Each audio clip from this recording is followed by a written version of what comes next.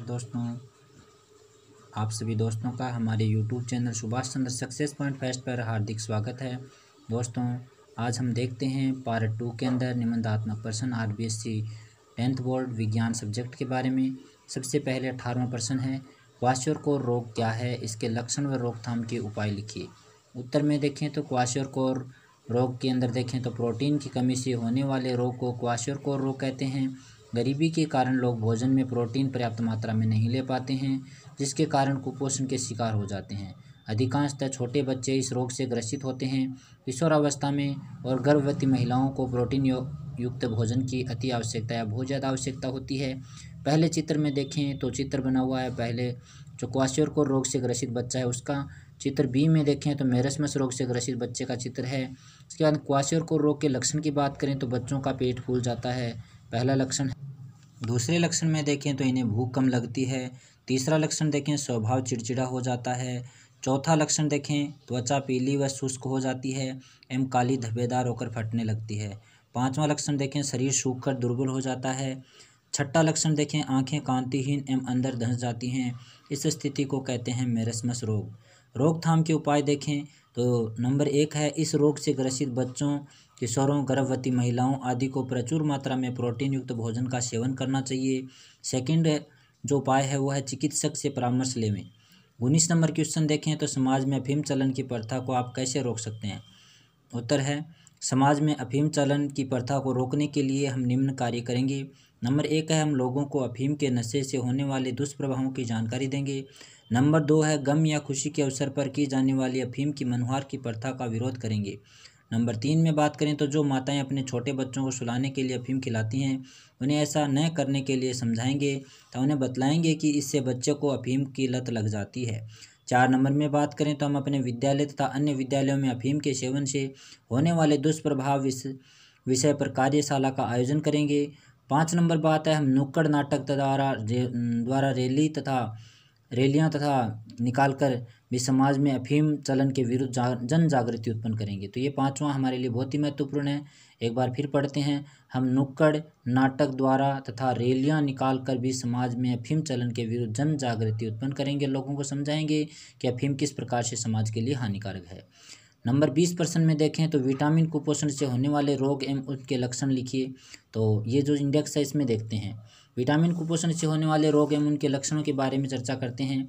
क्रम संख्या विटामिन कमी से होने वाले रोग के लक्षण। विटामिन ए में 1 नंबर टॉपिक में देखते हैं, विटामिन ए की कमी से होता है रतौंधी रोग और इसके लक्षण होते हैं प्रकाश या रात में दिखाई नहीं देता है।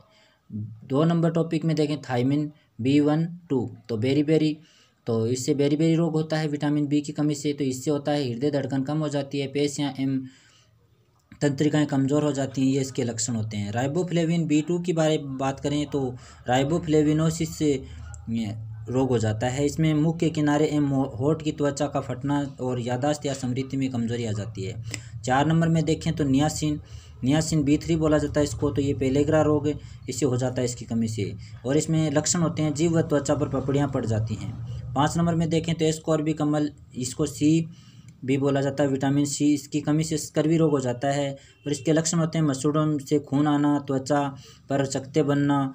और 6 नंबर देखें तो कैल्सीफिरोल विटामिन D होता है, तो इसकी कमी से रिकेटस रोग हो जाता है, पैरों की हड्डियां मुड़ जाती हैं, घुटने पास आ जाते हैं।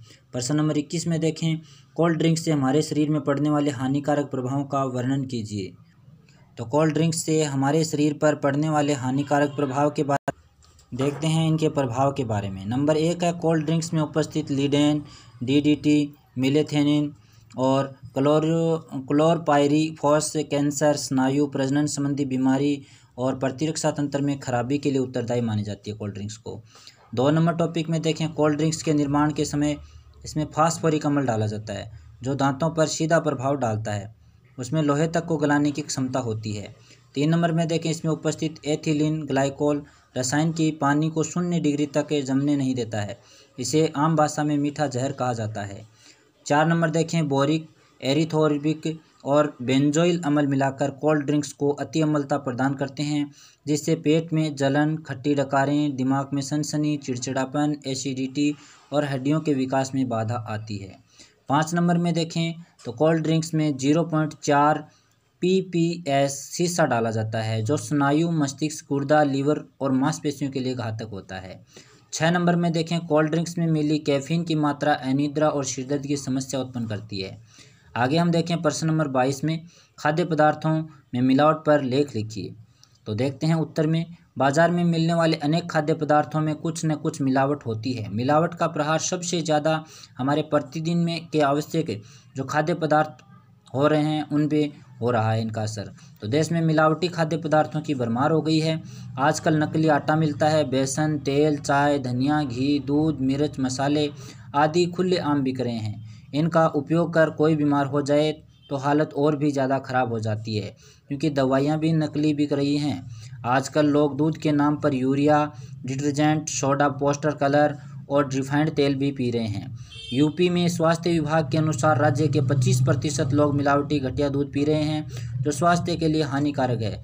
बाजार में मिलने वाले खाद्य तेल व घी की स्थिति खराब है।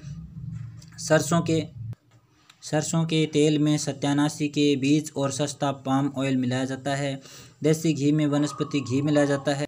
इसी प्रकार मिर्ची पाउडर में ईंट का चूरा, सौंफ पर कृत्रिम हरा रंग, हल्दी में लेड क्रोमेट व पीली मिट्टी, धनिया और मिर्च में गंधक, काली मिर्च में पपीते के बीज मिलाए जा रहे हैं। फल व सब्जियों के में रंग के लिए रासायनिक इंजेक्शन, ताज़ा दिखने के लिए लेड व कॉपर क्विलेन का छिड़काव, गोभी को सफ़ेदी के लिए सिल्वर नाइट्रेट AgNO3 इसका सूत्र होता है, इसका छिड़काव किया जा रहा है। बेसन में मक्के का आटा मिलाया जाता है। दाल व चावल पर बनावटी रंगों की पॉलिश की जा रही है। मिठाइयों में ऐसे रंगों का प्रयोग हो रहा है जो कैंसर के लिए उत्तरदायी हैं और इसके कारण DNA में विकृति आ सकती हैं।